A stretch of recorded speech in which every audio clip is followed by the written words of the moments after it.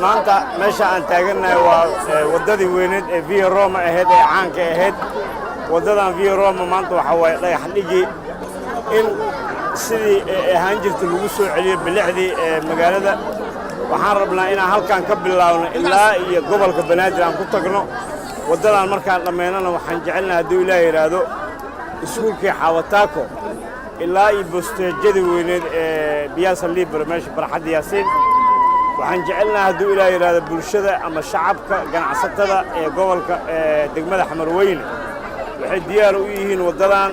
inay dhisaan dayactiraan ay soo celiyaan bilicdii waddadooda ay dhistaan dayactirtaan oo la muujinaysa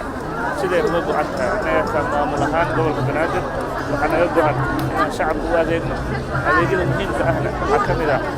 dhismaha waddooyinka iyo dayactirkooda oo halbowlo u ah ganacsiga halbowlo u ah horumarka caasimadda halbowlo u ah bulshada iyo horumarkeeda